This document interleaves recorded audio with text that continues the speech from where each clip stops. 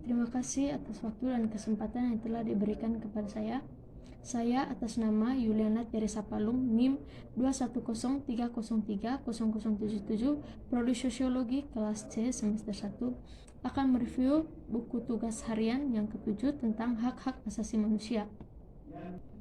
Diskusi internasional di PBB mengenai hak-hak asasi manusia telah menghasilkan beberapa piagam penting, antara lain Deklarasi Universal Hak Asasi Manusia pada tahun 1948. 2. Perjanjian yaitu Kovenan Internasional Hak Sipil dan Politik dan Kovenan Internasional Hak Ekonomi, Sosial, dan Budaya pada tahun 1966. Dan berikutnya Deklarasi Wina pada tahun 1963. Deklarasi Wina mencerminkan tercapainya konsensus antara negara-negara barat dan non-barat bahwa hak asasi memiliki sifat yang universal, sekalipun dapat terjadi perbedaan dan implementasinya sesuai keadaan khas masing-masing negara. Pada tahun 2002, kemajuan konsep hak asasi manusia mencapai tonggak sejarah baru dengan didirikannya Mahkamah Pidana Internasional atau International Criminal Court (ICC), yang kasus mengadili kasus pelanggaran terhadap kemanusiaan, genosida, dan kejahatan perang. Dengan demikian, konsepsi negara-negara barat dari semula telah mendominasi pemikiran negara-negara yang bergabung dalam PBB waktu mereka sesuai Perang Dunia Kedua pada tahun 1942 sampai 1945 yang amat dahsyat itu, ingin merumuskan suatu dokumen hak asasi manusia yang dapat diterima secara universal. Sementara itu, dunia terus berubah dan proses globalisasi telah menyentuh hampir semua aspek kehidupan manusia.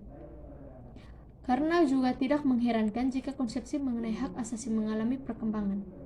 Hak asasi manusia biasanya dianggap sebagai hak yang dimiliki setiap manusia yang melekat atau inherent pada karena dia adalah manusia. Dalam Mukadimah Kovenan Internasional Hak Sipil dan Politik 1966 dicandangkan bahwa hak-hak ini berasal dari harkat dan martabat yang melekat pada manusia. Hak ini sangat mendasar atau asasi atau fundamental, sifatnya yang mutlak diperlukan agar manusia dapat berkembang sesuai dengan bakat, cita-cita, serta martabatnya. Hak ini juga dianggap universal, artinya dimiliki semua manusia tanpa perbedaan berdasarkan bangsa, ras, agama, atau gender.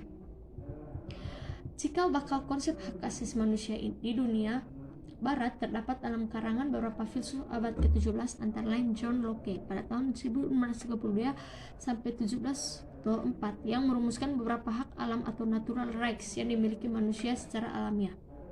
Konsep ini bangkit kembali sesuai Perang Dunia Kedua dengan dicandangkannya Deklarasi Universal Hak Asasi Manusia atau Universal Declaration of Human Rights pada tahun 1948 oleh negara-negara yang tergabung dalam PBB.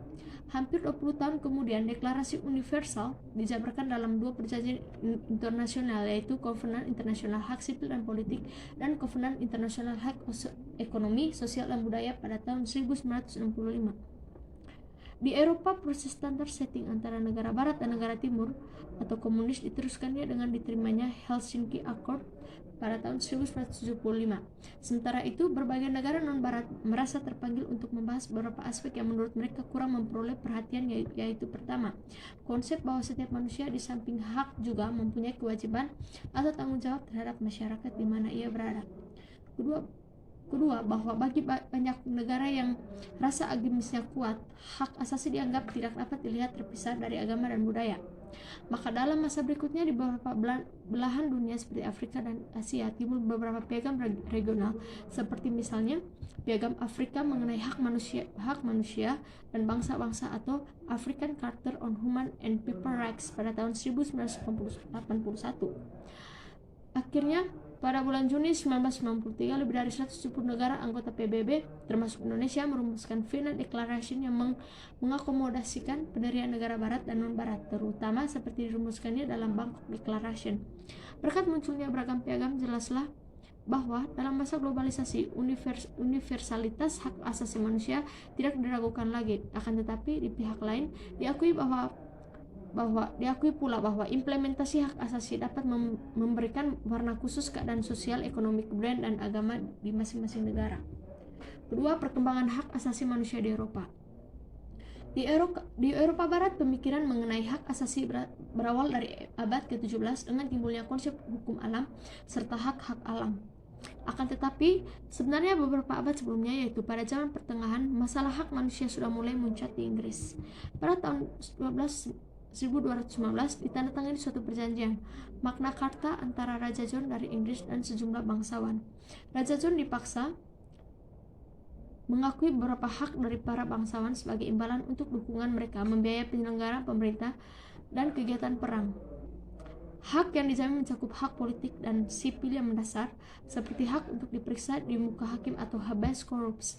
Sekalipun pada awalnya hanya berlaku untuk bangsawan, hak-hak itu kemudian menjadi bagian dari sistem konstitusional Inggris yang berlaku bagi semua warga negara. Magna Carta masih dianggap sebagai tonggak sejarah dalam perkembangan demokrasi di Barat. Abad ke-17 dan ke-18, pemikiran mengenai hak asasi manusia maju dengan pesat. Konsep bahwa kekuasaan raja berdasarkan wahyu ilahi atau divine right of kings atau hak suci raja, yang sejak abad ke-16 berdominasi, mulai dipertanyakan kebahasaannya karena banyak raja bertindak sewenang-wenang. Golongan menengah yang mulai bangkit ingin agar kepatuhan masyarakat pada raja mempunyai dasar yang tradisional. Yang dicita-citakan ialah suatu hubungan antara raja dan rakyat berdasarkan suatu kontrak sesuai dengan suasana perdagangan yang sedang berkembang di Eropa Barat. Yang paling tegas merumuskan hak-hak alam itu adalah John Locke yang hak atas hidup, kebebasan, dan kepemilikan atau life, liberty, and property, serta pemikiran bahwa penguasa harus memerintah dengan persetujuan rakyat atau government by consent, yaitu filsuf Prancis Montesquieu lebih menekankan perlunya pembagian kekuasaan sebagai sarana menjamin hak-hak itu, suatu sistem yang kemudian dikenal dengan istilah trias politica. Filsuf Prancis lain, yakni Jean-Jacques Rousseau, menekankan perlunya kebebasan bagi manusia. Jika pemikiran John Locke menjadi pegangan bagi rakyat Amerika saat memberontak melawan penguasa Inggris pada tahun 1775 sampai 1781, maka Jean-Jacques Rousseau menjadi inspirasi bagi rakyat Prancis untuk memulai revolusinya pada tahun 1789 melawan Raja Bourbon-Louis.